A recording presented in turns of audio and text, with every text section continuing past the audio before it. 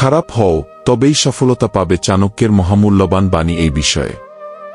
এখানে খারাপ শব্দটির গভীর অর্থ ব্যাখ্যা করা হয়েছে। আজ চাণক্যের মহামূল্যবান বাণী শ্রবণ করবেন। এই কথাগুলো মাথায় রাখলে জীবনে সফলতা আসবেই আসবেই। তো তার আগে বন্ধুরা, এই কৃষ্ণভক্তি চ্যানেলে আপনারা নতুন হলে চ্যানেলটিকে সাবস্ক্রাইব করে রাখবেন, একটি লাইক ও শেয়ার করতে পারেন আপনাদের ইচ্ছা। তো শুরু করা যাক আজকের ভিডিও। খারাপ হও, তবেই সফলতা পাবে, চাণক্যের বাণী। ভূমিকা। তো বন্ধুরা, আমরা শুনে বড় হয়েছি, ভালো মানুষ হও, ভালো কাজ করো, সবাইকে ভালোবাসো। কিন্তু একজন মহান পণ্ডিত, রাষ্ট্রনীতিবিদ, কূটনীতির শিক্ষক চাণক্য বলেছিলেন, অতিরম্নভবমা শত্রু, অর্থাৎ শত্রুর প্রতি অতিরিক্ত দয়া কখনো করো না। তারপর বলেছিলেন, খারাপ হও, তবেই সফলতা পাবে। কিন্তু এই খারাপ কথার মানে কি? চাণক্যের দর্শন। চাণক্য ছিলেন নন্দবংশ ধ্বংসকারী ও চন্দ্রগুপ্ত মৌর্যের রাজগুরু। তিনি দেখেছিলেন ভালো, নম্র, সৎ মানুষরা বারবার পদদলিত হয় সমাজে। অন্যদিকে কৌশলী, কঠোর সিদ্ধান্ত নেওয়া মানুষরা শাসন করে।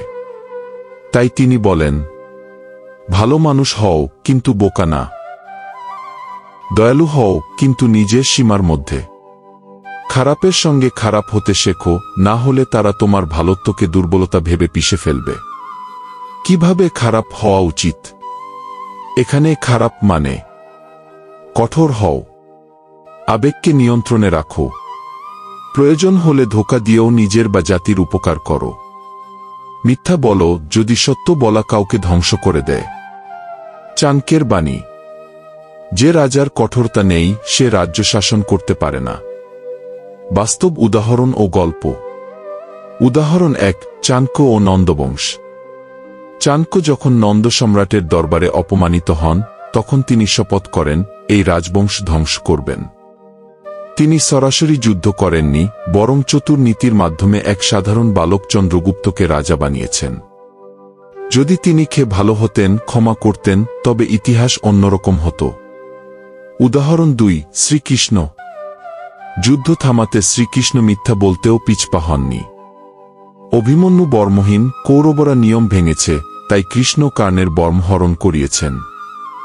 ধর্মের জন্য অধর্মের অস্ত্র কখনো কখনো ব্যবহার করাই প্রকৃত ধর্ম। সফল হওয়ার জন্য চতুরতা প্রয়োজন। বিশ্বাস করো, কিন্তু অন্ধভাবে নয়। সবাইকে ক্ষমা করো, কিন্তু তাকে সুযোগ দিও না বারবার কষ্ট দেওয়ার। সহানুভূতিশীল হও, কিন্তু নিজের স্বপ্নকে জলাঞ্জলি দিয়ে নয়। নম্র হও, কিন্তু থেকো নিজের নীতিতে। চাণক্য বলেন, শত্রুকে এমন দুর্বল সময়ে আঘাত করো, যখন সে কিছুই করতে পারবে না। এই কথাটি শুধুই যুদ্ধক্ষেত্রে নয়, জীবনের প্রতিটি সিদ্ধান্তে প্রযোজ্য। উপসংহার ও শিক্ষা। এই যুগে যদি তুমি শুধু ভালো মানুষ হও, সবাই তোমাকে ব্যবহার করবে। কিন্তু যদি তুমি চতুর, ধৈর্যশীল এবং কঠোর সিদ্ধান্তে অভ্যস্ত হও, তবেই তুমি জীবনে সফল হতে পারবে।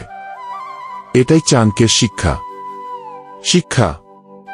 ভালো হও, কিন্তু মূর্খ নয়। ক্ষমাশীল হও, কিন্তু দুর্বল নয়। বিশ্বাস করো, কিন্তু বোকা হয়ে নয়। খারাপ পরিস্থিতিতে খারাপের ভাষা বোঝা শিখো। প্রয়োজন হলে সৎতাও একটা নীতি। শেষ কথা।